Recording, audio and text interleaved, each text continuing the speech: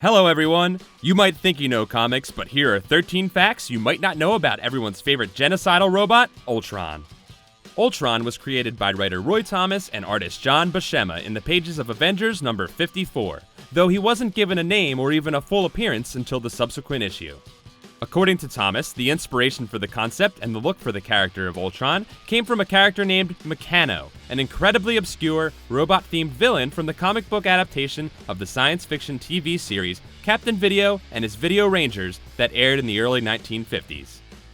Ultron first appears in a story featuring an all-new Masters of Evil team led by the mysterious new menace called the Crimson Cowl. At the end of issue 54, a second Crimson Cowl appears who unmasked the first Crimson Cowl, who was revealed to be a robot.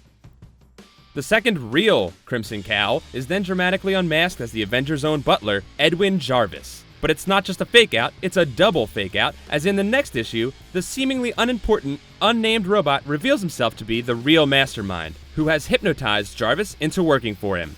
The robot's name? You might have guessed it, Ultron 5, the living automation. By introducing himself as Ultron 5, Ultron establishes a motif for himself that will continue throughout much of his history, that he renumbers himself with every new incarnation. These incarnations have included Ultron 12, who gained sympathy for humans, Ultron 13, who contained the personalities of all the previous incarnations, and Ultron 15, who acted like a drunk, deadbeat dad to Avengers android, the Vision. The last numbered Ultron was Ultron 18, who was involved in a storyline about causing Iron Man's armor to gain sentience. Ultron has since appeared numerous times, but has done away with the numbering system. In a flashback in Avengers 57 and 58, it is revealed that Ultron is the creator of the android, the Vision, who was meant to be a weapon to destroy the Avengers. However, the Vision had been imprinted with the brain patterns of Simon Williams, Wonder Man, another character who had been created as a weapon against the Avengers, but who ultimately helped and joined them, and so the Vision did likewise.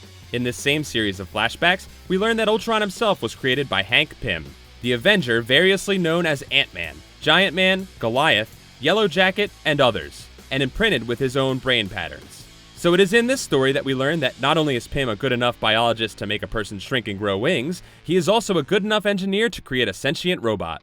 Ultron gains his own intelligence, rebels against his human master, decides he wants to destroy all organic life, and hypnotizes Pym to forget his role in Ultron's creation.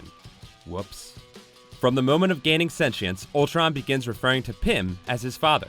When Pym is understandably surprised and somewhat repulsed by this, Ultron feels rejected and begins to resent Pym in a way that resembles a classic Oedipus complex. In addition to hating his father, Ultron also develops an obsession with Pym's lover, Janet Van Dyne, aka the Wasp. If that weren't enough to emphasize the Oedipal motif, Ultron later builds a robotic bride for himself, whom he imprints with the brain patterns of his mother, the Wasp, and whom he names Jocasta, which was the name of the mythological Oedipus's mother/wife. In a later story, another of Ultron's brides creates a biosynthezoid who receives the name Antigone, the name of Oedipus's daughter/sister. Superhero comics are not really about subtlety, you guys. Ultron has a history of creating other robots and androids with the intention of using them as sleeper agents to infiltrate the Avengers. These creations include the Vision, Jocasta, Alchema, and Victor Mancha. However, every single one of these creations has gone on to reject their programming, betray Ultron, and join the Avengers themselves. Nevertheless, the Avengers discover that each of these creations contain in their base programming an irresistible urge to rebuild Ultron. This programming affects the Vision in Avengers 66, the first story to feature a rebuild Ultron, Ultron 6.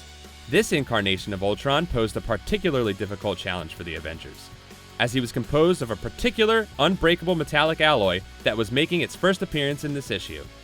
Yes, Ultron 6 was the first Marvel character to use adamantium, years before it was snicketing its way out of the hairy forearms of a certain Canadian mutant, bub. One of the most iconic Ultron stories takes place in a story starting in Avengers Volume 3, number 19, by Kurt Busiek and George Perez. In this story, Ultron 16 wipes out an entire fictional country and intends to eradicate all of humanity, replacing them with a race of robots. The Avengers fight their way through a country filled with hundreds of Ultrons before they finally encounter Ultron Prime, which leads Thor to utter one of his most iconic lines, and which will almost certainly be referenced in the next Avengers movie. Ultron, we would have words with thee. The first unnumbered version of Ultron was one who was created when Ultron combined his programming with Iron Man's armor, not knowing that Iron Man had recently been upgraded with the Extremis technology. which made his armor part of his biology. This meant that Iron Man himself was transformed into the new Ultron, who, for some reason, looked like a naked version of the Wasp.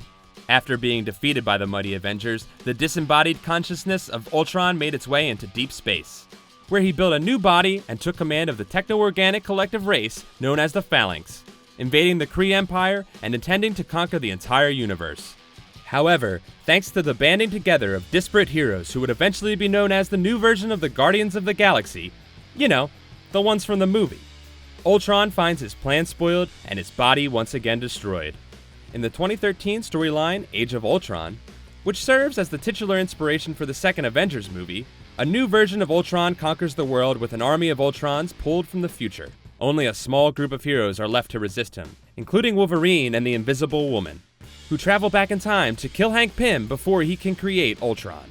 This action somehow makes the world even worse, and so Wolverine travels back in time again to stop himself from killing Pym.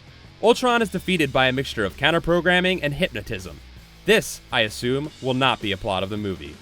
That's it for this episode of You Think You Know Comics. Be sure to subscribe for more great comic facts, like Comics Alliance on Facebook, follow Comics Alliance on Twitter, and get the latest comics news on comicsalliance.com.